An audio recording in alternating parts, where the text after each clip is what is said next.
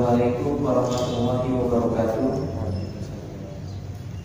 Alhamdulillahilladzi arsala rasulahu bil huda wa dinil haq liyuzhirahu 'ala dini kulli wa kafa billahi shahida. Alladzi khalaqal mauta wal hayata liyabluwakum ayyukum ahsanu amala. Asyhadu an la ilaha illallah wahdahu la syarika lahu wa asyhadu anna Muhammadan abduhu wa rasuluhu la nabiyya ba'dahu. Alhamdulillah, puji syukur kita panjatkan kepada Allah Subhanahu wa taala karena atas nikmatnya, nikmat iman dan Islam, kita masih bisa berkumpul bersama dalam rangka thalabul ilmi di bulan yang penuh mulia, di bulan yang penuh berkah, bulan di mana Allah melipat gandakan pahala-pahala kita, bulan di mana Allah Subhanahu wa taala melipat gandakan seluruh amal perbuatan kita, bulan yang hari-harinya penuh dengan ampunan dari Allah Subhanahu wa taala, bulan di mana Allah Subhanahu wa taala telah membuka pintu surga baginya, bulan di mana para setan-setan dibelenggu, bulan di mana pintu neraka ditutup serapat-rapat.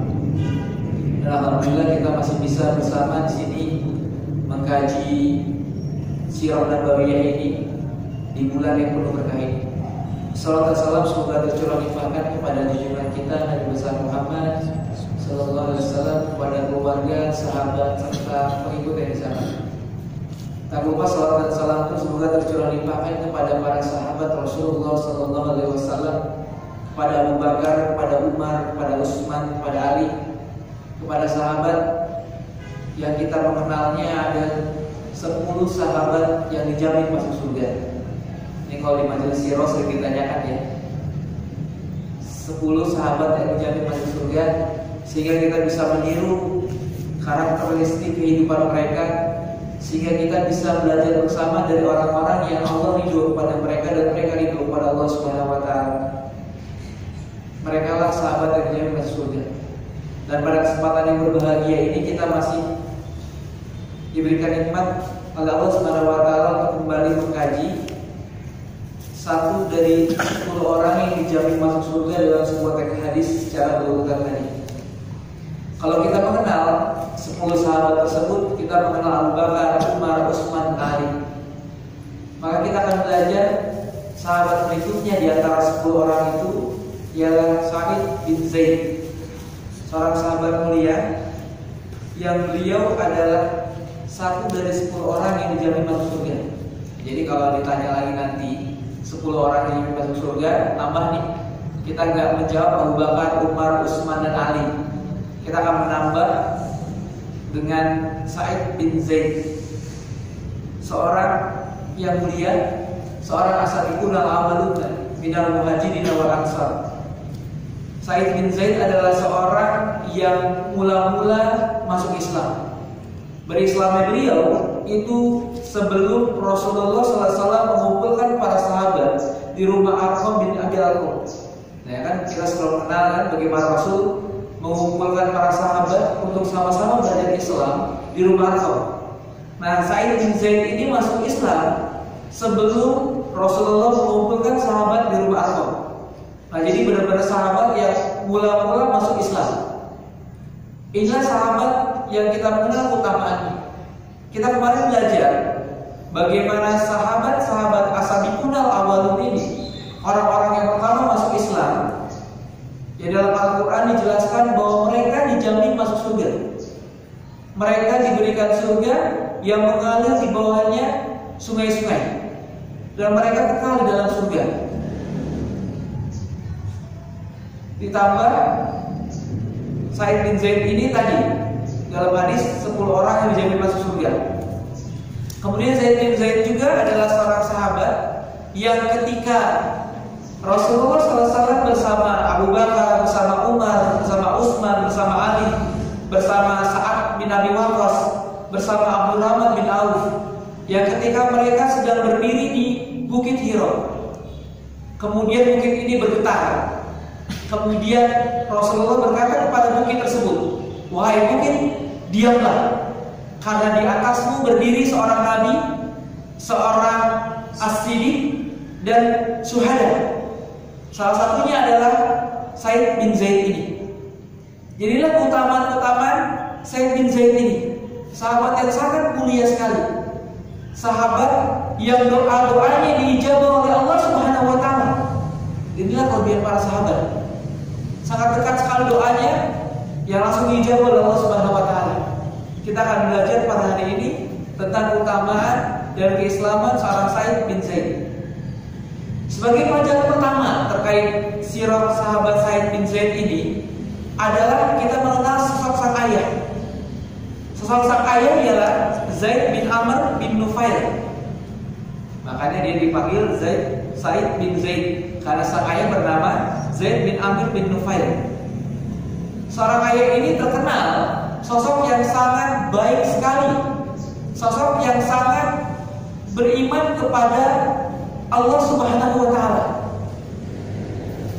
Ketika orang-orang kafir Quraisy dahulu, ketika Islam belum datang, ketika mereka terbiasa ketika ada seorang ibu yang melahirkan seorang wanita yang merupakan sebuah aib pada masa itu, maka orang-orang Arab dahulu itu terbiasa menguburkan anak perempuannya hidup-hidup.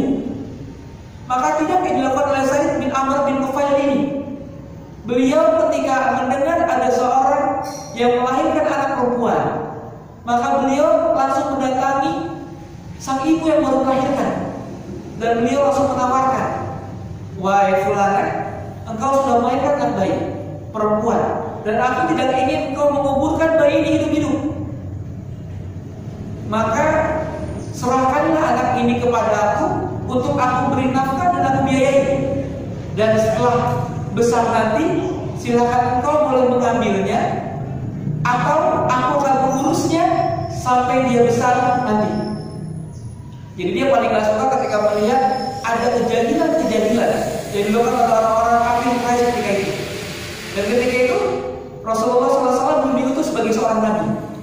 Ya. Maka beliau paling tidak suka ketika ada orang melihat orang-orang menyembah berhala. Maka ketika ada orang-orang menyembah berhala, maka dia selalu menasihati orang-orang itu. Nah, jadi sudah terkenal kesalehannya seorang ayah dari Sa'id bin Zaid ini. Ya. Ketika ada orang-orang yang menyembah berhala, ketika ada orang-orang yang menyembelih hewan, menyembelih kambing, menyembelih domba bukan karena Allah Subhanahu wa taala, maka kemudian dia menasihati orang tersebut. Kemudian dia berkata, kambing adalah salah satu makhluk ciptaan Allah Subhanahu wa taala di muka bumi. Lalu mengapa kau menyembelihnya? Kemudian kau menyebut bukan atas namanya. Nah, jadi memang sudah terkenal kebaikan-kebaikannya. Dan sudah terkenal sang ayah ini tidak pernah berbuat maksiat. Selain dia tidak menyembah berhala, kemudian dia tidak pernah melakukan perbuatan-perbuatan yang tidak sesuai dengan norma-norma yang ada. Tidak suka mengubur anak perempuan hidup-hidup, tidak suka minum khamr, ya. Ini orang yang lurus sekali. Dan dia selalu terus mencari agama yang benar. Beliau melakukan perjalanan dari Mekah ke tempat-tempat yang lain untuk mencari agama yang lurus, agama Nabi Ibrahim. Ya. Maka ketika kebiasaan orang-orang kafir Quraisy ketika itu, di setiap sebuah tahun, maka mereka terbiasa berkumpul bersama orang-orang kafir Quraisy, penyembah berhala. Mereka terbiasa berkumpul di suatu tempat. Mereka melakukan penyembelihan hewan bukan atas nama Allah. Mereka menyembah berhala. Maka ada 4 orang di antara orang-orang Quraisy yang tidak suka dengan perbuatan ini.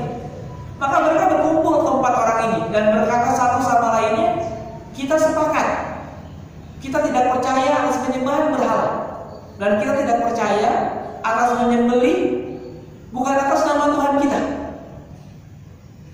Maka 4 orang ini berkumpul dan mereka mencela, mereka menghardik kebiasaan-kebiasaan mereka, dan mereka berempat ini bersepakat untuk pergi bersama mencari agama yang lurus. Nah, jadi ini seorang ayah yang luar biasa. Ya. Maka berkumpullah 4 orang ini. Yang pertama Waraqah bin Naufal. Ya. Kita mengenal Waraqah bin Naufal ini yang nanti akhirnya memperdalam agama Nasrani. Ya. Dia mempelajari Alkitab, mempelajari Injil dan menjadi ahlinya, yang nanti akan meramalkan akan datang Nabi, yaitu Nabi Muhammad nanti.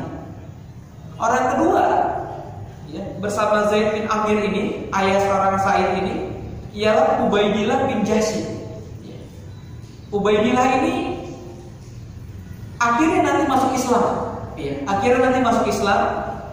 Kemudian dia karena penyiksaan di awal pas dakwah di Mekah, kemudian beliau hijrah ke Habasyah bersama istrinya, yaitu Ummu Habibah binti Abu Sufyan, anaknya Abu Sufyan, menikah. Kemudian dia pun menjadi muslimah, sang istri. Tapi di akhir hayatnya beliau murtad, memeluk agama Nasrani dan mati dalam keadaan dia menjadi seorang kafir. Nah, ini pelajaran juga bagaimana Allah Subhanahu wa taala dalam sebuah hadis yang dibawa oleh Rasulullah, ada seorang yang melakukan amalan-amalan penghuni surga seperti Ubaidillah bin Jahsy. Inna ahadakum la ya'malu bi amalin ahli jannah hatta ma yakunu bainahu wa bainaha illa zira'un, kata Rasulullah.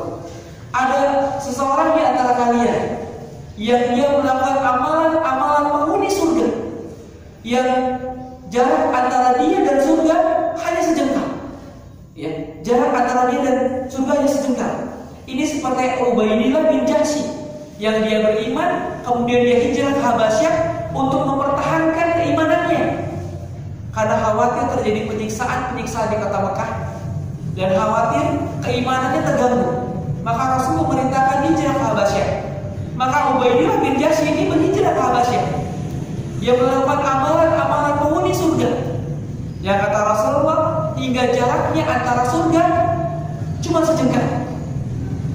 Kemudian catatan takdir mendahulukannya dan dia melakukan amalan-amalan penghuni neraka sehingga Allah memasukkannya ke dalam neraka. Ini pelajaran berikutnya di majelis sirah hari ini, bahwa jangan pernah puas ketika kita melakukan amal-amalan kebaikan, karena belum tentu di ujung akhir hayat kita melakukan amalan-amalan penghuni surga. Inilah pentingnya keistiqomahan di dalam kebaikan dan dalam ketakwaan. Karena sejatinya kita mengenal bahwa kematian itu memiliki 3 sifat. Kematian ini memiliki 3 rahasia. Rahasianya apa aja? Yang pertama, kita tidak tahu kapan waktu kematian itu akan datang. Ini misteri kematian yang pertama. Kita tidak akan pernah tahu kematian itu kapan datangnya. Coba antum, kalau tahu kematian itu kapan datangnya, 5 menit lagi misalnya. Coba, kalau kita tahu nih, misalnya 1 hari lagi kematian itu akan datang menjumpai kita, pasti apa yang terjadi? Kita udah gak mikirin lagi tuh, namanya hitbah-hitbahan ya. Kita pasti langsung sholat malam sepanjang malam. Kita semua harta kita sedekahkan semua di jalan Allah Subhanahu wa taala. Saya punya seorang teman, beliau divonis penyakit yang sampai sekarang belum ada obatnya. Beliau langsung down, dia langsung luar biasa, apalagi momen Ramadan. Dia ketika dicek lab, ya, semoga Allah menjaga beliau, ya, dan menyembuhkan penyakit beliau. Ketika manusia mengatakan tidak ada obatnya, tapi bagi Allah ada. Beliau langsung down, kemudian pengobatan segala macam, ya. Dia langsung ibadahnya luar biasa selama Ramadan ini. Semua hartanya disedekahkan di jalan Allah Subhanahu wa taala. Ini karena kita tahu umur kita itu nggak lama lagi, Ustaz. Tapi namanya umur kita nggak tahu. Ada seorang pasien, saya dapat cerita dari Ustaz Syafiq di Saudi ini, ketika beliau kuliah di sana, ada pasien itu didiagnosa oleh seorang dokter. Pak, umur bapak ini 6 bulan lagi. Baik dokter, karena sakit ya. Kemudian berapa lama kemudian dokter ini pulang ke rumah dan kemudian dikabarkan kepada pasien bahwa sang dokter ini sudah meninggal terlebih dahulu. Kita nggak tahu, itulah misteri kematian yang pertama. Kita nggak tahu kapan kematian itu akan datang. Itu yang pertama. Yang kedua, misteri kematian yang kedua, kita nggak tahu nih kematian itu di mana menjemput kita. Kita nggak bisa milih. Ada orang yang milih, saya mau meninggalnya di negeri Nabi, di Madinah. Ada orang-orang jamaah haji, jamaah umrah yang meninggal alhamdulillah di kota Nabi. Ya. Tapi ada orang yang berusaha nggak kesini juga. Ya. Ini misteri kematian kita nggak tahu di mana tempatnya. Dan yang terakhir, misteri kematian kita nggak tahu apa penyebab kematian tersebut. Walaupun sudah tahu bahwa kematian tersebut karena datangnya ajal, tapi kita nggak tahu nih. Ada orang yang ingin bunuh diri, iya. Ada seorang sebuah kisah, ada orang yang datang ke tengah hutan. Dia berharap di hutan itu ada rel kereta api, iya, karena mengangkut barang-barang melewati situ. Kemudian dia bilang, aku akan tiduran di rel kereta api hingga kereta api itu menabrak diriku. Dia sudah mempersiapkan dirinya menjemput kematian dengan ditabrak kereta api. Dia nggak mau menyusahkan orang lain. Dia datang ke tengah hutan karena tahu ada sebuah rel kereta api yang melewati sana. Jadi ketika dia mati tertabrak kereta api. Ternyata dia tunggu-tunggu karena kematian nggak tahu datang kapan waktunya. Nggak datang tuh kereta api. Sehingga akhirnya datanglah seekor singa. Dan dia dikejar-kejar singa, dia lari terbirit-birit dan wafatnya tergigit singa.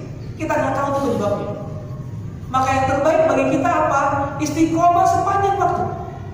Oleh karena itu kan di setiap khutbah Jumat selalu diingatkan, ya, haqqa tuqatih wa la tamutunna illa wa antum muslimun. Bertakwalah kepada Allah dengan sebenar-benarnya takwa, dan janganlah kita mati kecuali dalam keadaan beriman kepada Allah Subhanahu wa taala. Ini. Maka kita belajar dari Ubaidillah bin Jahsy. Orang yang surga sudah dekat dengan dia.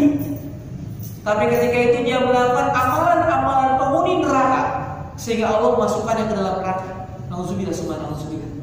Maka kita nih jangan pernah berbangga dengan ibadah-ibadah yang sudah kita lakukan. Nih saya seperti Imam Syafi'i di bulan Ramadan. Imam Syafi'i dalam sebulan Ramadan hafal apa namanya? Khatam berapa kali? Imam Syafi'i setiap Ramadan dalam riwayat beliau menghatamkan Quran sebanyak 60 kali. Jadi dalam sehari beliau menghatamkan 2 kali. Imam Syafi'i. Saya mau menandingi Ustaz. Saya menandingi beliau. Saya membaca sebuah buku. Saya baru beli sebuah buku. Buku itu menuliskan sangat indah sekali. Kadang kita melakukan 99 kebaikan, kata penulis buku. Kadang kita melakukan 99 kebaikan. Kemudian iblis membisikkan kita. Iblis senantiasa menggoda kita agar kita berbuat maksiat kepada Allah Subhanahu wa taala. Iblis membisikkan bahwa kita sudah melakukan 99 kebaikan, maka lakukanlah satu saja keburukan. Tapi ketika kita melakukan satu keburukan atas godaan iblis tadi, maka 99 kebaikan kita hilang begitu saja. Maka takutlah pada Allah Subhanahu wa taala. Takutlah seperti Ubaidillah bin Jahsy ini kita, yang di akhir hayatnya pada lihat awalnya seorang sahabat Rasulullah, ternyata di akhir hayatnya dia murtad dan dimasukkan oleh Allah ke dalam api neraka yang dia kekal dalamnya. Maka yang kedua adalah Utsman bin Al-Khuwairis. Dia nantinya mendatangi Kaisar Romawi, kemudian dia menjadi seorang agama Nasrani. Dan yang keempat ini adalah sang ayah dari Sa'id tadi, yaitu Zaid, yang kemudian beliau mencari agama yang lurus dan benar. Karena ketika itu belum ada kabar datangnya Muhammad Rasulullah. Maka dia terus mencari. Maka di setiap sujudnya dia senantiasa berdoa kepada Allah Subhanahu wa taala.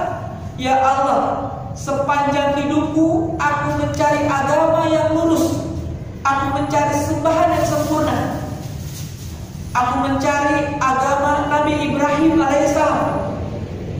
Tapi apabila aku belum menjumpai agama itu dan aku sudah wafat terlebih dahulu, maka saksikanlah aku telah berjalan menuju ke arah sana. Ataupun ketika aku tidak bisa menemukan agama yang lurus tersebut, maka aku berdoa kepada Engkau ya Allah. Dalam sujudnya dia berdoa, semoga anakku kelak menemukan agama yang lurus tersebut. Singkat cerita, sebelum sang ayah ini bertemu Rasulullah, dia bertemu sekelompok perampok yang akhirnya sang ayah wafat di tangan sang perampok ini, sehingga dia belum bertemu Rasulullah. Tapi kemudian Allah Subhanahu wa taala mengabulkan doa sang ayah tadi. Maka lahirlah dari istri sahabat Zaid tadi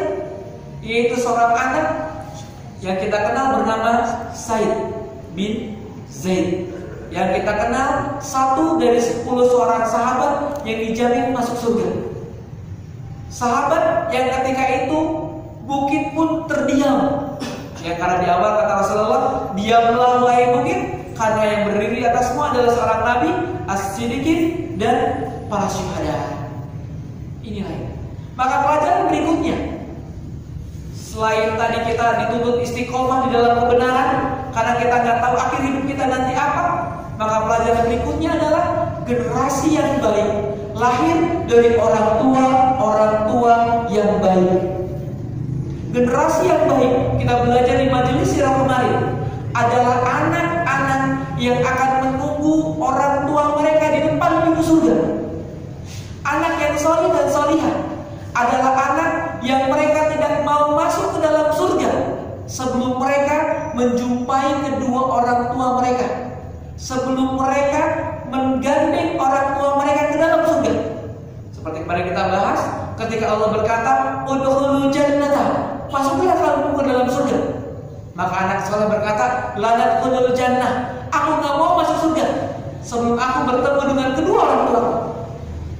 Maka kita, antum, saya, kita semua yang merindukan surganya Allah Subhanahu wa Ta'ala, maka kita berusaha, kita kelak akan mendapatkan anak-anak yang soleh dan solihah yang kelak akan menunggu kita ke depan pintu surga.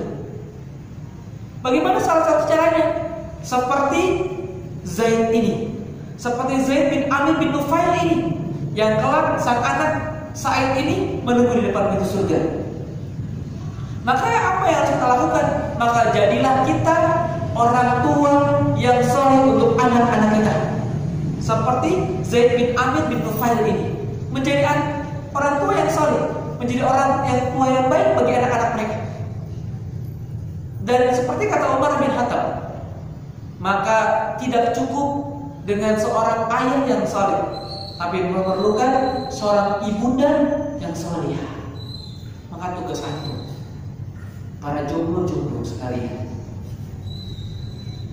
carilah istri-istri yang solehah, istri yang kelak bersama antum nanti membangun sebuah rumah tangga yang indah, rumah tangga yang setiap malamnya saling membangunkan karena Allah Subhanahu wa Ta'ala.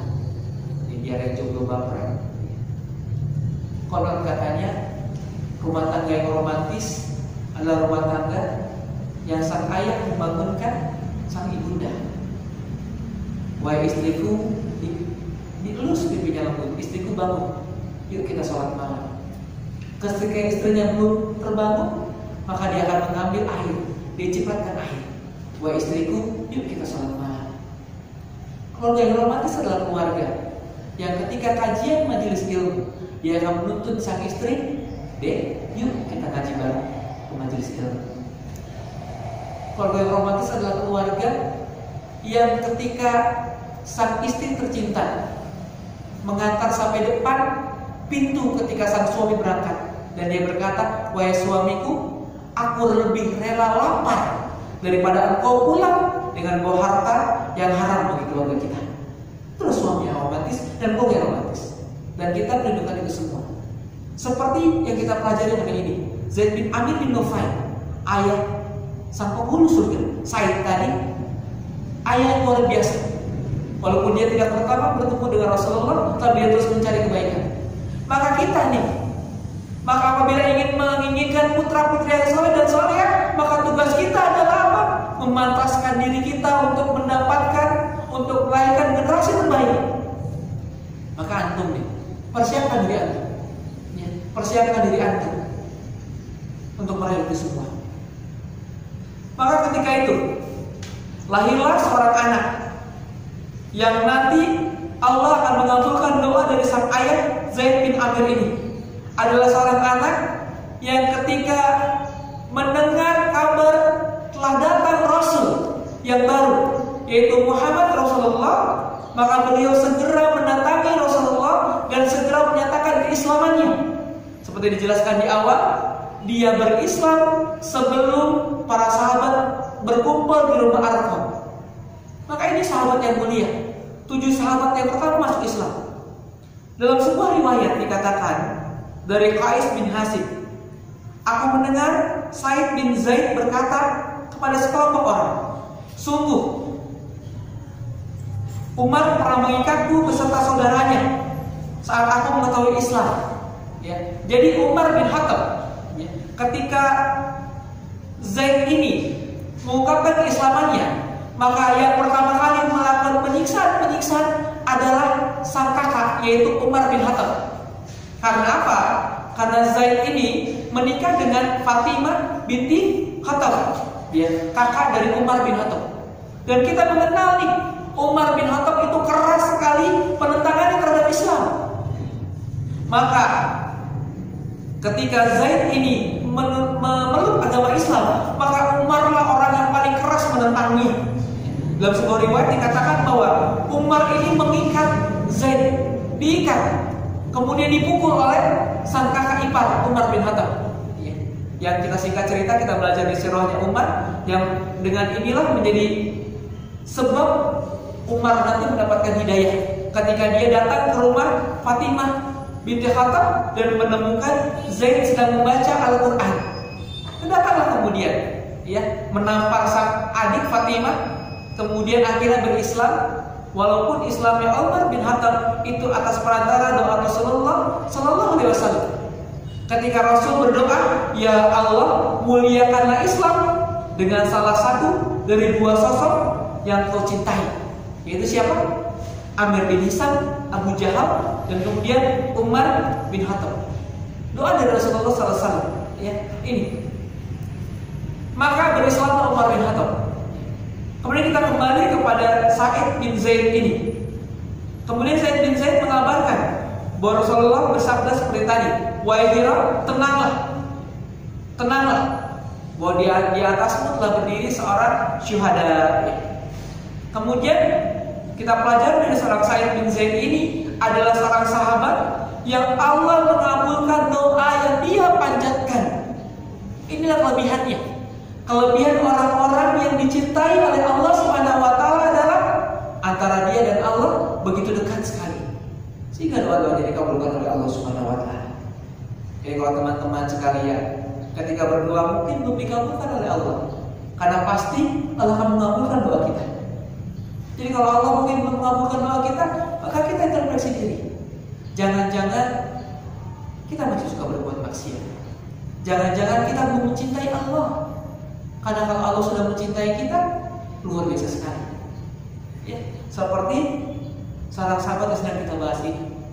Suatu ketika Hisham bin Urwah mengutip dari ayahnya, dikisahkan bahwa ketika Abu Marwan bin Al-Hakam menjabat seorang gubernur di Madinah, kemudian datanglah seorang wanita yang ketika itu dia berdiri ke seorang gubernur ini dan mengadukan, wahai Abu Marwan, aku mengadukan seorang Sa'id bin Zaid bahwa sesungguhnya dia telah mengambil sejengkal tanah milikku. Ya, bahwa bersaksi ada orang ngadu ke gubernur, ya, datang ke kantor gubernur dan mengatakan, wahai gubernur, saksikanlah bahwa sahabat Rasulullah Sa'id bin Zaid ini telah mengambil tanah milikku, Maka kemudian Marwan bin Al-Hakam ini ketika menjabat gubernur memanggillah Sa'id ini, wahai Sa'id bin Zaid, benarkah engkau mengambil tanah fulanah? Benarkah kamu telah mengambil secara zalim tanah seorang wanita ini? Kemudian Sa'id bin Zaid ini berkata, demi Allah, aku amat takut kepada Allah Subhanahu wa taala. Ini orang yang takut kepada Allah itu sangat luar biasa. Dia berkata, aku takut kepada Allah Subhanahu wa taala. Aku takut kepada Rasulullah sallallahu alaihi wasallam. Bagaimana mungkin aku mengambil tanah miliknya sementara masih terngiang di telingaku? Rasulullah sallallahu alaihi wasallam berkata, barang siapa yang mengambil sejengkal tanah secara zalim. Kemudian berhenti sampai di situ. Kemudian Marwan berkata, wahai sahabat Rasulullah, apa yang kau ingat akan perkataan Rasulullah? Nah, jadi ketika di sidang, ya, kalau kita datang ke pengadilan atau lihat pengadilan, biasanya kan pengacara itu membawa setumpuk hujah, ya, membuat suatu alasan-alasan. Ya, kalau atau juga kayak kemarin ya persidangan Ahok ya, itu pengacaranya sampai 70. Banyak ya, pengacaranya sih banyak. Berita acaranya itu, sanggahannya itu bertumpuk-tumpuk buku yang dibacain di majelis hakim. Kebayang gitu kan? Ngantuknya luar biasa, makanya sidangnya nggak beres-beres. Udah terbukti bersalah, 2 tahun di penjara, sampai sekarang masih enak dia nggak di penjara Cipinang, ya kan? Yang sekarang baru-baru ini lagi digugat juga ya sebagian orang karena dia nggak di penjara, ya, tapi di Makobrimob penjaranya. Lalu terlepas dari itu, ya. Ketika itu Said bin Zaid, seorang sahabat yang mulia, dia hanya memberikan 1 sanggahan saja. Wahai Marwan, aku takut kepada Allah. Aku tidak mungkin mengambil secara zalim tanah miliknya, karena aku teringat akan sebuah hadis dari Rasulullah SAW. Mendengar perkataan ini, lihat orang-orang saleh zaman dulu. Ketika mendengar sebuah hadis, maka Marwan berkata, wahai sahabat Rasulullah, apa yang Rasul katakan terkait ini? Kemudian Said berkata, aku mendengar Rasul bersabda, barang siapa yang mengambil sejengkal tanah secara zalim, maka kelak pada hari kiamat Allah akan memikulkan 7 lapis bumi kepadanya. Sejengkal saja, maka kelak Allah akan memikulkan 7 lapis bumi kepadanya. Maka bayangannya, ibaratnya gitu. Kalau sekarang antum, ya, apalagi anak Jakarta gitu kan, ketua DKM anak Jakarta ya. Di Jakarta itu, ya, 1 tanah itu bisa 10 sertifikat. Kan? Antum makan suka lihat kan ada sengketa tanah ya. Ada tanah milik Haji Fulan. Besoknya ditempel lagi. Pasang 5 tok. Milik Haji Fulan. Berebut. Karena 1 rumah, 1 tanah itu bisa beberapa sertifikat tanah. Zaman sekarang ya. Di Jakarta kayak gitu, ya, saling ribut, sikut sana sikut sini terkait dengan pertanahan, ya. Maka kata Said bin Zaid ini apa? Demi Allah, aku teringat perkataan Rasulullah, siapa yang mengambil sejengkal tanah secara zalim, kelak akan Allah pikulkan 7 lapis tanah kepadanya, 7 lapis bumi kepadanya. Terlepas dari bumi itu datar ataupun lurus. Mari saya ngisi pengajian. Dia bilang, Ustaz, saya sudah menonton film 12 jam. Film 12 jam. Dan saya yakin sekarang bahwa bumi itu datar.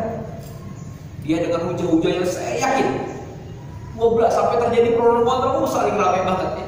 Saya bilang, antum 12 jam hanya untuk nonton seperti itu. Perkara yang bukan perkara akidah.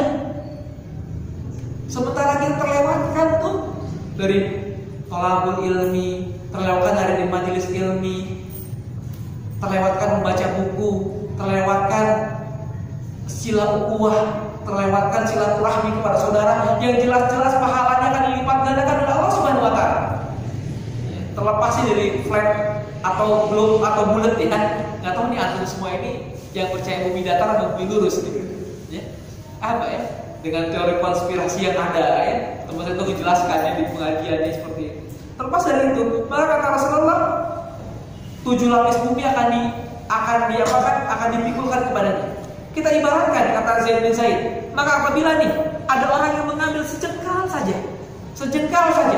maka dari lapisan paling atas sampai lapisan paling bawah, ya, 7 lapisan bumi, maka akan dikalungkan kepada leher orang yang mengambil sejengkal tanah tersebut. Serem banget, ya. Apalagi yang mengambil berhektar-hektar, apalagi yang menggusur seenaknya misalnya, maka akan diberatkan dan timbangnya seperti itu. Maka ada orang nanti yang gak bisa berdiri tegak nanti. Karena apa? Karena di lehernya itu dikalungkan 7 lapis bumi ke bawah itu. Maka kata Zaid bin Zaid, wahai gubernur Madinah, mana mungkin aku berani? Mana mungkin aku berani seperti itu? Kemudian dia berkata, ya Allah, jika memang wanita ini sengaja berbohong, ya Allah, jika memang wanita ini sengaja berbohong, maka butakanlah matanya dan matikanlah dia di tanah miliknya. Maka kemudian Allah mengijabah doanya. Selang beberapa hari kemudian, maka wanita tersebut sebelum meninggal dia buta matanya. Sebelum meninggal dia buta matanya. Lalu ketika dia berjalan di tanah miliknya, kemudian dia terjatuh di sebuah lubang. Dia jatuh dan kemudian dia mati karenanya. Inilah doa dari seorang Said bin Zaid yang dikabulkan oleh Allah Subhanahu wa taala. Maka jangan sembarangan antum macam-macam dengan doa seorang muslim. Doa orang-orang yang beriman kepada Allah Subhanahu wa taala. Saya baru-baru ini dengar kisah ada orang yang mendoakan seorang Amin Rais, terlepas dari berita yang ada, didoakan bahwa semoga Amin Rais ini terkena stroke. Besoknya orang walau besok ya, orang yang mendoakan ini dia langsung pecah pembuluh darah otaknya, langsung koma sampai sekarang belum sembuh, sudah mulai koma. Pas sehari setelah dia mendoakan stroke Bapak Amin Rais. Maka jangan macam-macam nih, ya, apalagi ulama. Daging ulama itu beracun, hati-hati. Maka kita belajar pelajaran berikutnya, jangan macam-macam orang yang beriman. Ya, antum ya berbuat zalim, ya. Hati-hati tuh. Dia doa keburukan bagi antum saja, wih, udah jaraknya dekat sekali. Ya, hati-hati. Kemudian lagi kita belajar lagi dari seorang Zaid bin Zaid ini, dia tidak pernah latih berjuang untuk Allah Subhanahu wa taala. Tercatat dalam sirah dia tidak pernah tertinggal sedikit pun berjihad di jalan Allah Subhanahu wa taala. Setiap peperangan yang dilakukan oleh Rasulullah dan para sahabat, beliau turut serta di dalamnya. Kecuali satu peperangan, yaitu perang Badar. Mengapa seorang Zaid bin Zaid tidak ikut perang Badar? Karena ketika itu Rasulullah SAW mengutus seorang Zaid bin Zaid untuk menjadi pengintai kafilah Quraisy ketika itu. Jadi kata Rasulullah, wahai Zaid bin Zaid, coba kau amati kafilah dagang Quraisy, berikanlah kabar kepadaku. Ketika beliau sedang mengintai, terjadilah peperangan. Dan ketika dia pulang, pasukan kaum muslimin sudah menang. Dan untuk menghormatinya dan mengikut sertakan mendapatkan pahala di perang Badar ini, maka Rasulullah SAW memberikan ghanimah perang kepada Said bin Zaid ini, walaupun dia tidak ikut perang Badar. Artinya apa? Dia mendapatkan pahala di perang Badar. Dan kita tahu keutamaan orang-orang yang mengikuti perang Badar, keutamaan orang-orang yang mengikuti Bayatul Ridwan di sebuah pohon. Yang kata Rasulullah, setelah ini lakukanlah sepuasmu, karena surga sudah menanti kalian. Berbuatlah sesukamu, karena setelah ini Allah akan memaafkan semua dosa-dosa kalian. Luar biasa orang-orang para sahabat Rasulullah. Tapi namanya sahabat Rasulullah, walaupun sudah dijanjikan seperti itu, berbuatlah sesukamu, Allah sudah memaafkan segala perbuatan kalian. Kalau kita, enak. Ibaratnya kalau ada dosen bilang, ya udahlah kamu masuk nggak masuk, udah dijamin dapat nilai A. Kita masih santai kan, tenang aja lah, belajar nggak belajar dulu dapat nilai A, gitu kan, ibarat seperti itu. Tapi enggak para sahabat. Maka Said bin Zaid ini orang yang luar biasa sekali. Maka kita belajar kemudian kepahlawanan beliau di perang Ajnadi. Ini pasukan perang. Ketika itu Rasulullah SAW, ketika Rasul sudah wafat, ketika hendak menaklukkan Romawi. Ketika itu pasukan dipimpin oleh Khalid bin Walid. Ketika itu pasukan Romawi di awal peperangan itu mengirimkan pasukan yang sangat banyak sekali, yaitu pasukan pemanah. Maka dipanahlah para pasukan kaum muslimin. Ketika itu sampai pasukan muslim itu mundur, menjaga jarak. Kemudian kata Zaid bin Zaid, wahai Khalid bin Walid, maka serbulah mereka. Semoga Allah merahmati kita. Sebutlah nama Allah. Sebutlah nama Allah, maka seranglah. Jangan pernah takut akan musuh. Maka di tengah hujanan dari panah-panah tersebut, maka pasukan berkuda menyerang balik para orang Romawi. Ya ibaratnya kan kalau antum dipanah, ya, biasanya kan diumpet dulu, ditameng-tameng, ya. Tapi ini enggak. Kata Said bin Zaid, seranglah, serang, semoga Allah memenangkan kita. Ini perkataan dari Said bin Zaid tadi. Sampai Imam At-Tabari menukilkan karena peristiwa yang luar biasa tadi, pasukan kaum muslimin yang tidak ada rasa takut sedikit pun. Ibaratnya kan kalau dipanahin gitu kan, kita kan takut gak ada menghindar ya, namanya panah. Kalau satu lawan satu masih enak, kan kita masih bisa berperang. Ini kalau panah dari jauh. Kalau sekarang kan udah ya. Kalau sekarang lihat perang sekarang kayaknya gak seru. Kalau perang zaman dulu seru kan, ya satu lawan satu, ya kan ketahuan banget jagonya gitu kan. Atau ketemu lawan yang tangguh, ya. Kayak kata para sahabat dalam doa mereka, ya Allah pertemukanlah aku dengan lawan yang sangat tangguh sekali, yang kami saling bunuh dan kami saling cabik-mencabik. Zaman dulu para sahabat doanya seperti itu.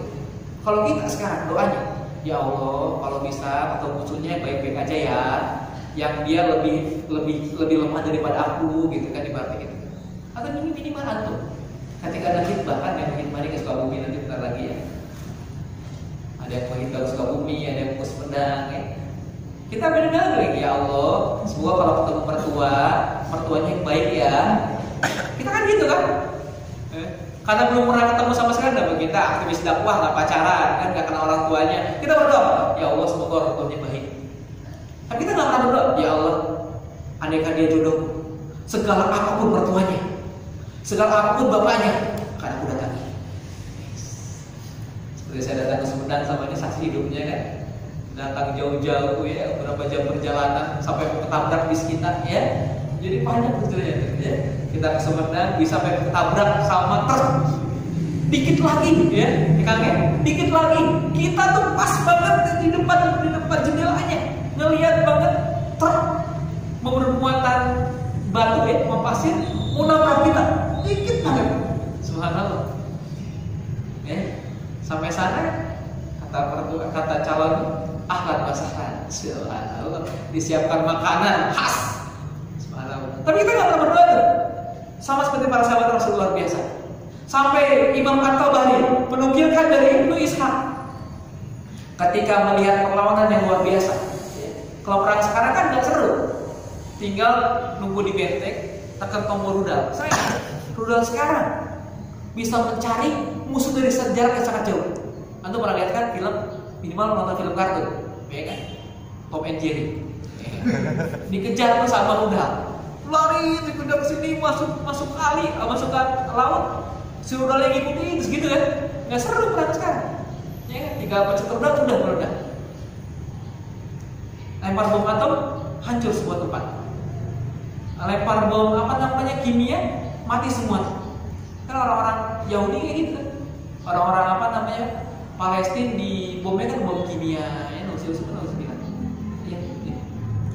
Maka sangat dahsyatnya Imam At-Tabari menukilkan dari Ibnu Ishaq ketika melihat perlawanan kaum muslimin terhadap serangan bala tentara Romawi. Ini saking luar biasanya nih. Ya. Ketika melihat perlawanan kaum muslimin yang luar biasa, tak kenal takut, ya. Sampai dia berkata, ya, Al-Qubkulah berkata, wahai pasukanku, sini, dipanggil salah seorang pasukan, tutuplah mataku dengan kain. Jadi ada seorang Romawi ini ketika diserang perang oleh kaum muslimin, dia berkata sini, tutup mataku. Bukannya romantis ya, kalau kita kan tutup matanya ya, Abi mau ngasih Umi hadiah. Kalau itu romantis, kalau ini kan dalam perang nih. Wahai pasukanku sini, tutup mataku dengan sebuah kain. Kemudian tutup mataku dengan kain. Orang-orang di dekatnya kebingungan dan dia berkata, untuk apa? Untuk apa engkau memerintahkanku menutup kedua matamu? Kata orang Romawi ini, hari yang buruk, aku tidak ingin melihatnya. Saking gak ingin melihatnya nih, karena begitu luar biasa kaum muslimin. Salah satunya dipimpin oleh Said bin Zaid ini bersama seorang sahabat tadi, ya, Khalid bin Walid tadi, begitu luar biasanya sampai seorang orang berkata seperti itu. Aku nggak kuat lagi untuk melihatnya, maka tutuplah mataku. Maka ditutuplah mata dengan sebuah kain.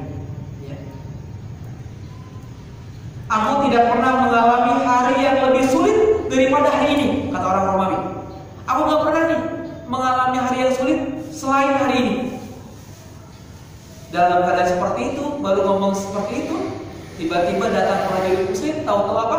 Kepalanya sudah gelinding di tanah. Langsung gelinding, terpenggal kepalanya. Ini atas komando dari seorang Said bin Zaid, yang ketika itu sudah terpojokkan kaum muslimin karena takut dengan serangan panah yang bertubi-tubi. Tapi dia berkata, pacu kuda kalian secepat mungkin dan sekuat mungkin, dan sebutlah nama Allah Subhanahu wa taala, dan semoga mereka melindungi kita.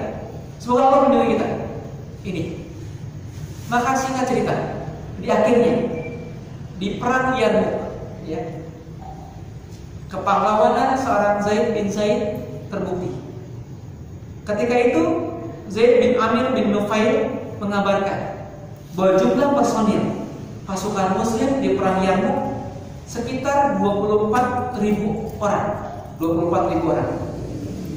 Dan ketika itu pasukan Romawi berkisar 220.000 orang. Jadi berapa banding berapa? 220.000 berbanding 24.000. 1:10 ya. 1:10. Dan mereka bersenjata lengkap. Barisan mereka, kata Said bin Amir bin Nufail, ya, barisan mereka terlihat seperti gunung. Barisan mereka terlihat seperti gunung. Ya. Kemudian terlihat gerakan tangan mereka. Dari jauh itu pasukannya banyak dan terlihat gerakan tangan mereka. Ibaratnya kalau antum masuk ke stadion sepak bola, kan makin terlihat banyaknya pasukan. Kalau membuat apa sih namanya? Apa? Yang begitu ombak gitu, kalau kita ombak ya di ujung. Nah, orang-orang seperti itu, orang Romawi. Mereka masing-masing menggerakkan tangan-tangan mereka sampai terlihat begitu banyak sekali. Sampai para uskup, para penasihat mereka sambil membawa salib sambil melantunkan doa secara keras-keras. Sehingga gemuruhnya terasa menyambar-nyambar. Ini menggambarkan begitu luar biasanya pasukan musuh. Kaum muslimin ketika melihat seperti itu, kemudian dirusupi oleh rasa ketakutan. Melihat kondisi seperti ini, sang panglima perang Abu Ubaidah ibnul Jarrah, Abu Ubaidah segera menyemangati para prajurit peperangan, dan mereka berkata, wahai hamba-hamba Allah, bersabarlah. Wahai hamba-hamba Allah, bersabarlah. Sesungguhnya kesabaran adalah penyelamat dari kekufuran dan penyebab turunnya keridhaan Allah dan penyebab terjadinya hal-hal yang bisa membuat kita malu. Bersabarlah. Pelajaran berikutnya, maka bersabarlah kita atas segala ujian yang ada.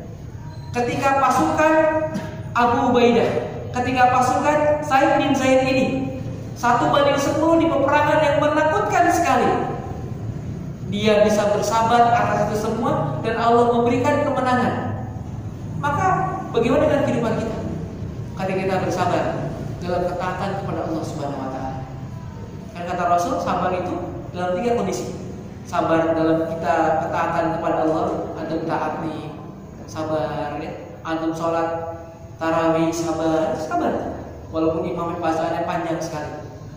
Kemarin saya ngobrol dengan para teman-teman, suka dilihat imamnya, ini siapa tuh 1 juz enggak ganti ya, pindah aja. Rakaat pertama langsung ubah karena tahu itu imamnya 1 juz. Bersabar dalam ketakwaan, bersabar dalam menghindari maksiat, bersabar dan bersabar terhadap cobaan-cobaan yang Allah berikan kepada kita. Maka ketika itu Abu Ubaidah berkata, bersabarlah, karena dengan bersabar Allah akan memberikan kemenangan kepada kita. Bersabarlah, karena dengan bersabar hal-hal yang bisa memalukan kita akan terhindar dari diri kita. Bersabarlah. Kemudian kata Abu Ubaidah, melihat pasukannya yang begitu sedikit sementara pasukan lawan begitu banyak. Bersabarlah. Kemudian jangan banyak berbicara, namun berzikirlah kepada Allah Subhanahu wa taala. Jangan banyak bicara, tapi berzikirlah kepada Allah Subhanahu wa taala. Pelajaran berikutnya di perang Yarmuk ini, kita kalau terkena masalah, kita banyak berbicara, tapi jarang melihat Allah Subhanahu wa taala. Nih kalau kita lagi galau nih, coba lihat Twitter kita, Instagram kita, apalagi Facebook kita itu penuh dengan curhatan. Kita lebih banyak berbicara daripada kita banyak berzikir kepada Allah Subhanahu wa taala. Ini. Jadi kalau kita terlebih masalah, maka apa? Mengingat Allah Subhanahu wa taala. Berzikir kepada Allah Subhanahu wa taala. Ini kata para ulama nih ya. Galau, baper. Ini kan antum kan anak-anak galau dan baper, kan?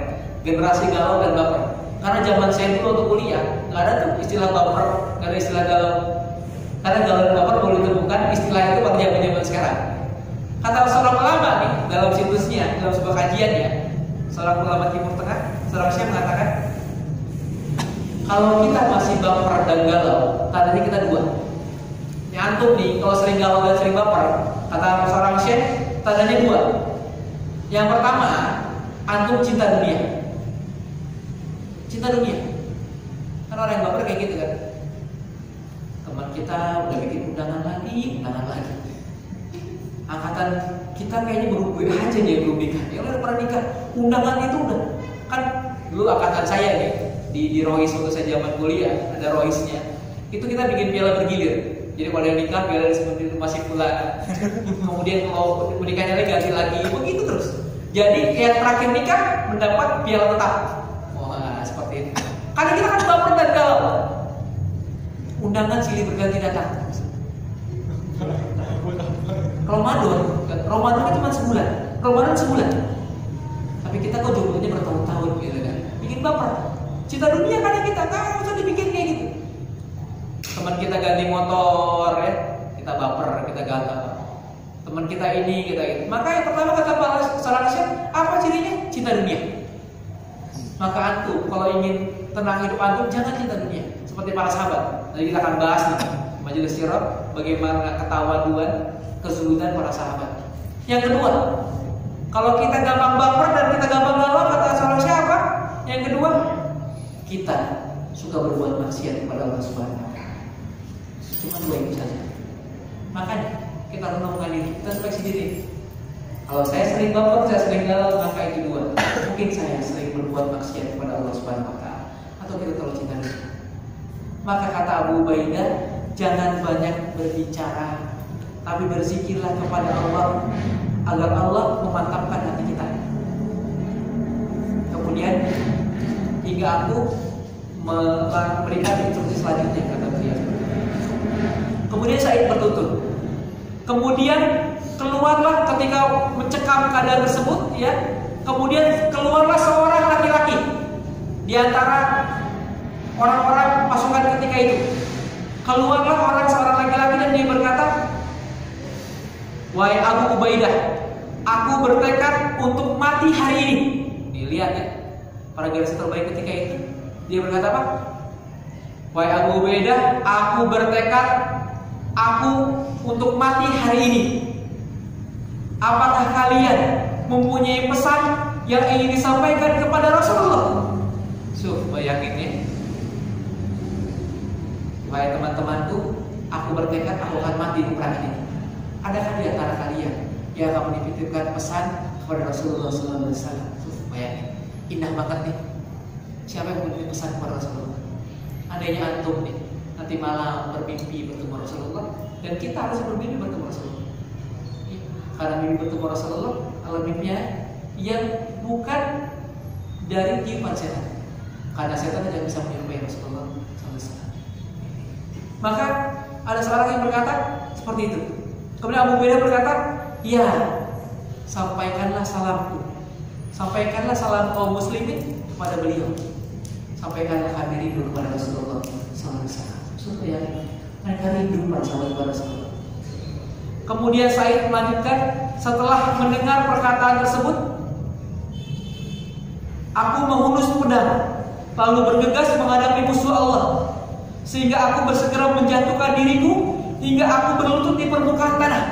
Jadi ketika ada yang mendengar seorang sahabat berkata, aku berjanji akan mati setelah peperangan ini, dan siapa yang menitip pesan kepada Rasulullah, karena sudah yakin dia akan bertemu dengan Rasulullah di surganya Allah, maka seorang Said bin Zaid, maka setelah mendengar ini, dia langsung menghunuskan pedang, dia tempelkan badannya di tanah-tanah, dan dia siap menerkam musuh-musuh yang ada. Ibaratnya kalau antum lari, kan gitu kan?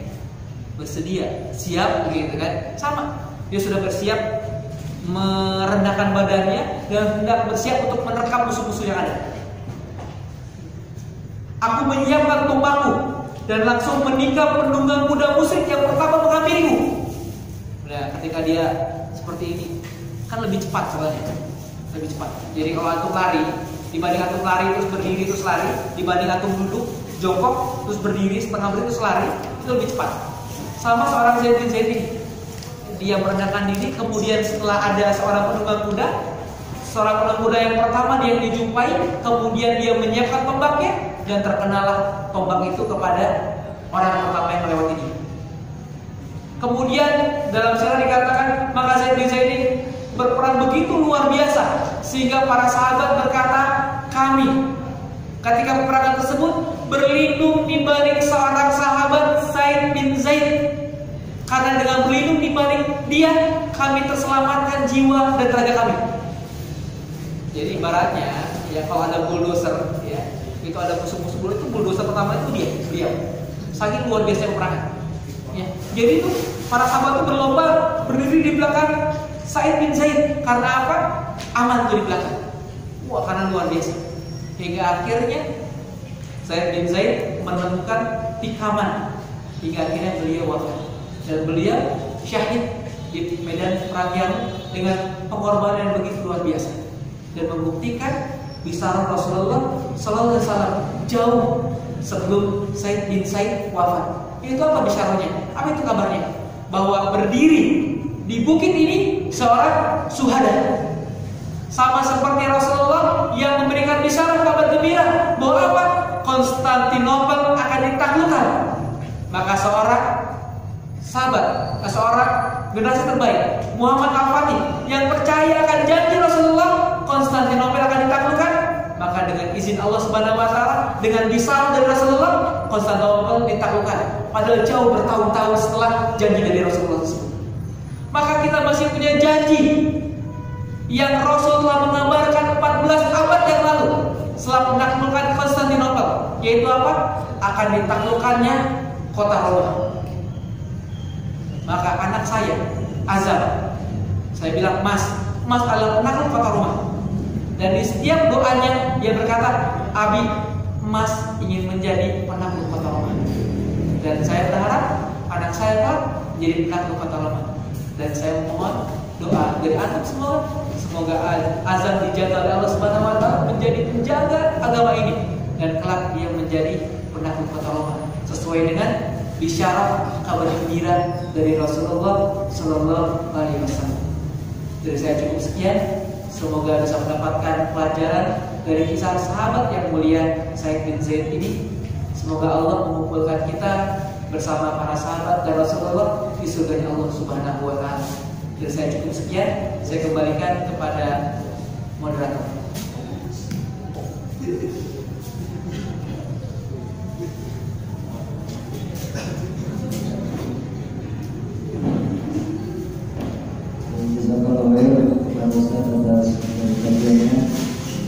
Kemudian untuk selanjutnya yaitu jawab kepada silakan jika ada yang ditanyakan.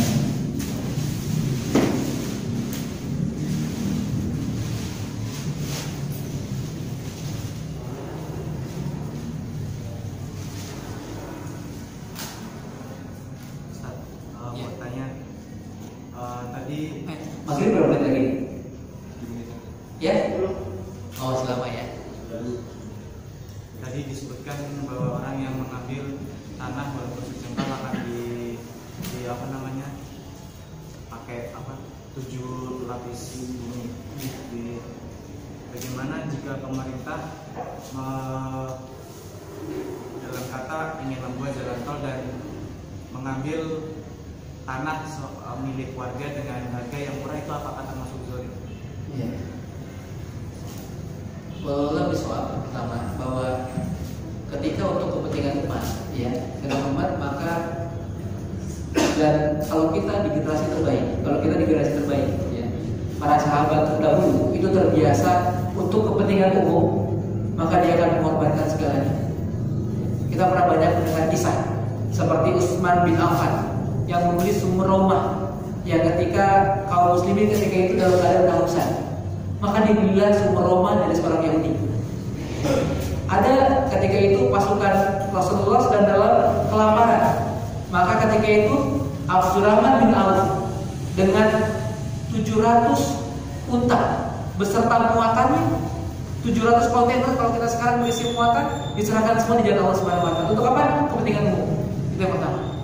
Jadi orang-orang terdahulu demi kepentingan umum, maka mereka akan mengorbankan segalanya. Jadi bagaimana itu? Yang pertama, gimana posisinya? Ya kita bisa untuk kepentingan umum, tapi kita jangan zalim. Misalnya apa? Ya namanya kepentingan umum pasti harus ada gantinya. Ya, misalnya ada ganti rugi yang setimpal misalnya.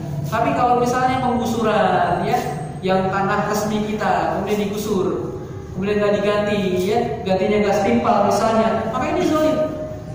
Dan seburuk-buruk orang adalah pemimpin yang zalim.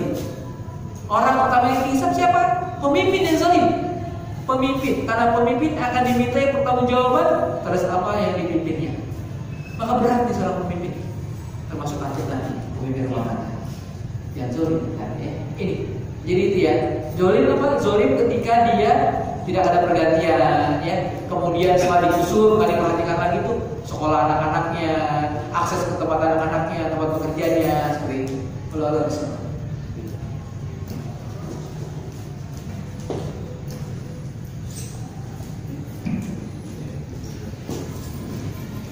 Sambil menunggu berbuka,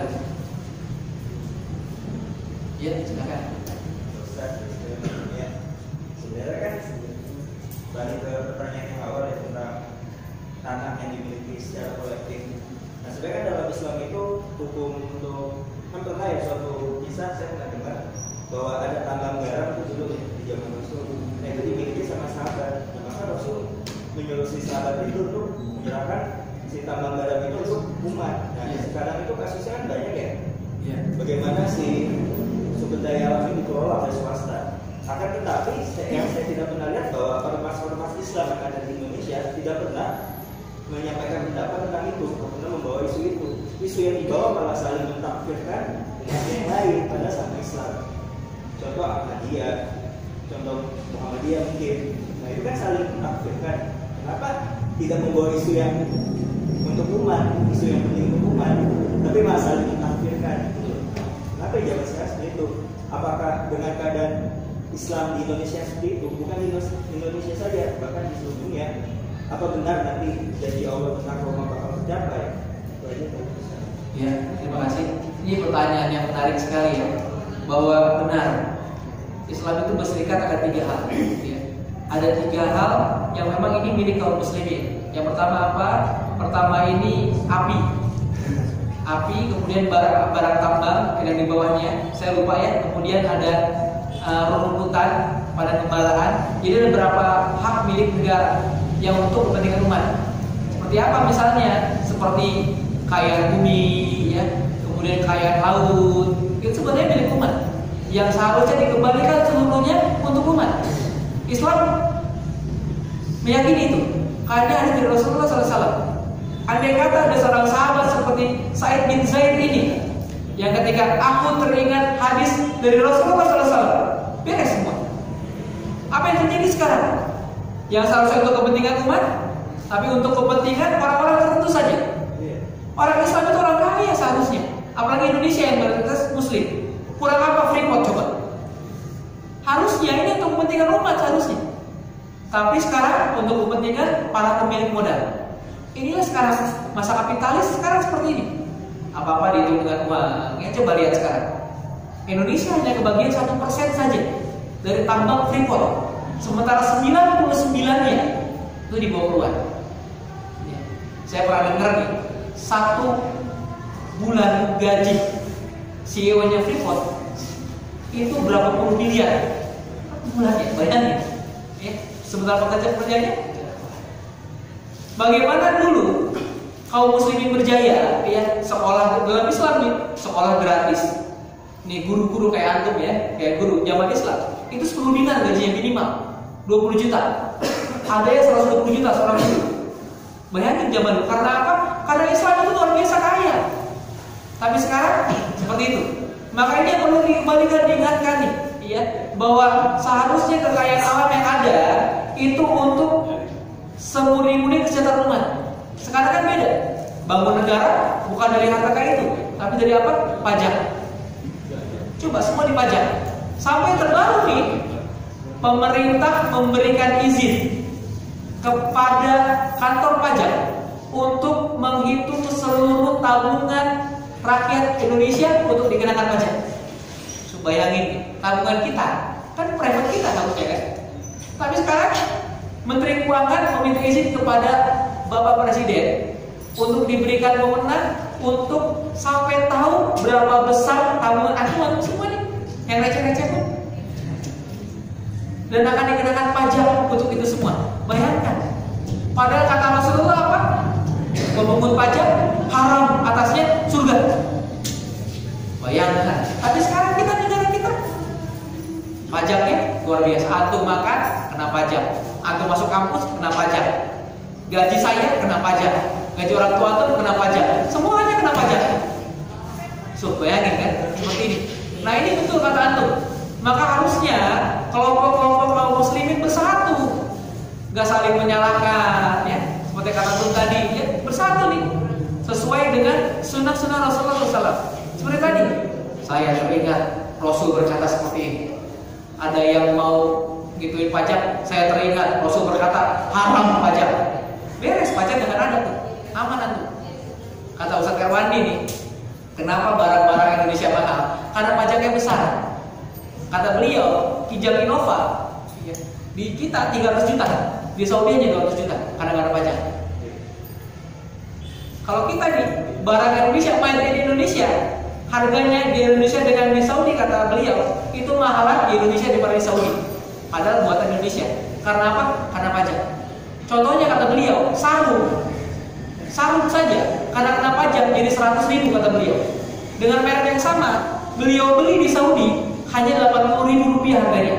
Beda 20.000, bayangin. Karena apa? Karena pajak.